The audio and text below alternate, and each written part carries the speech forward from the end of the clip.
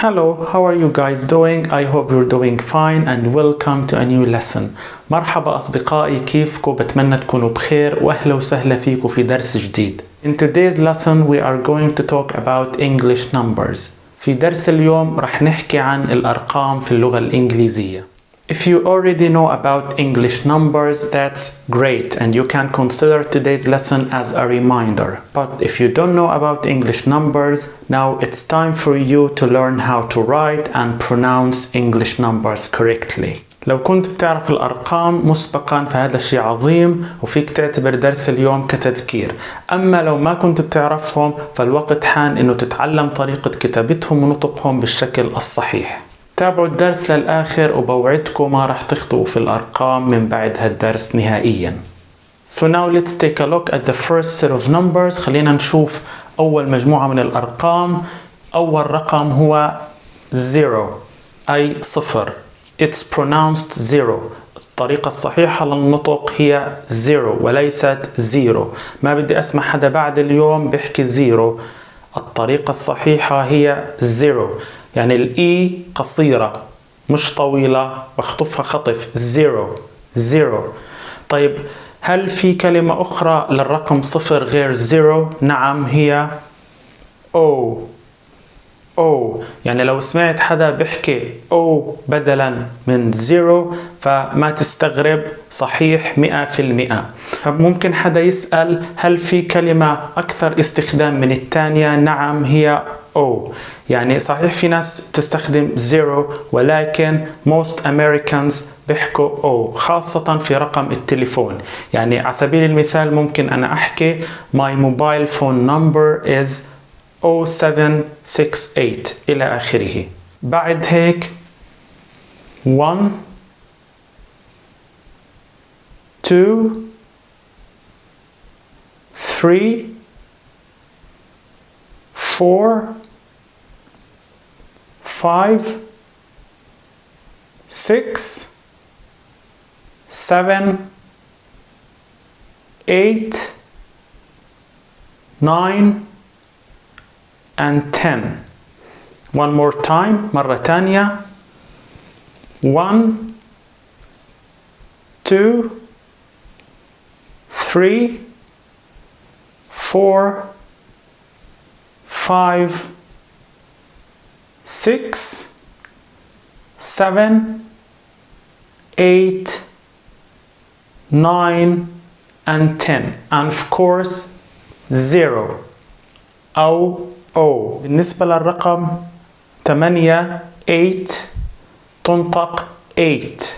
في حرفي الجي والاتش هدول لا يلفظوا، يكتبوا ولا يلفظوا، تنطق 8. Now let's move to the second set of numbers. خلينا ننتقل للمجموعة الثانية من الأرقام. أول رقم في هاي المجموعة هو 11 12 13 14 15 16 17 18 19 and 20. One more time. مرة تانية.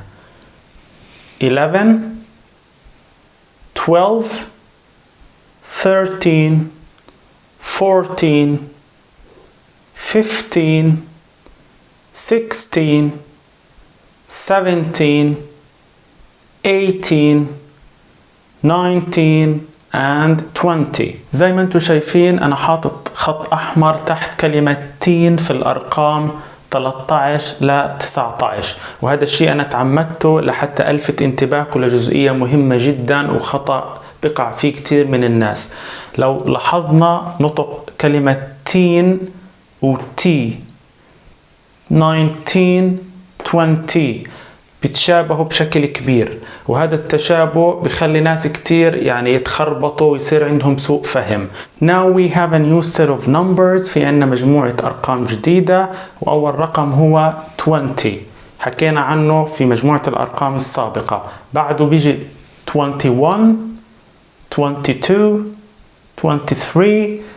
بس بدي أقف شوي هون لحتى أنبه على شغلة. شايفين أنا كيف كاتب الأرقام 21 مثلا؟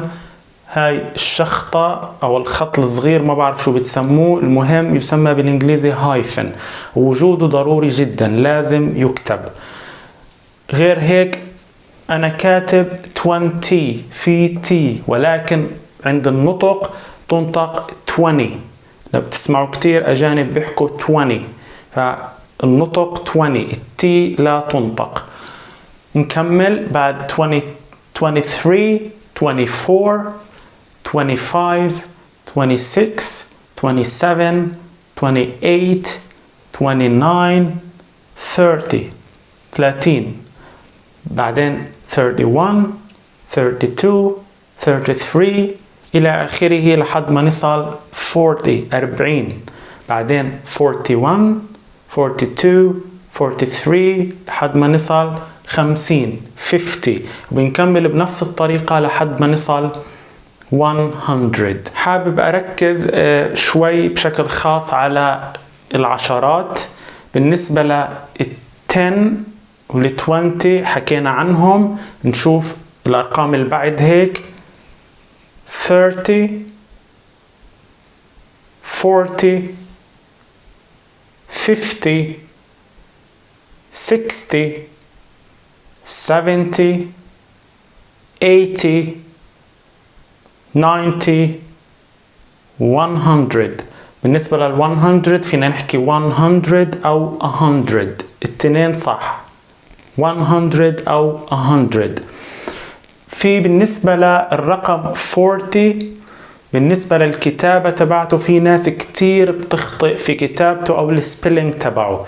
يعني في ناس كتير بتهجيه أو بتكتبه 40 FOURTY، وهذا خطأ. يعني هم بيقيسوا على الرقم 4 فبكتبوا 40، ولكن الكتابة الصحيحة هي 40 FORTY 40. أنا عارف إن أنتم محتاجين تتمرنوا أكتر على هاي الأرقام، لأنه عن جد صعبة وبتسبب خربطة وسوء فهم. بمناسبة سوء الفهم، في عندي قصة حابب أشارككم إياها.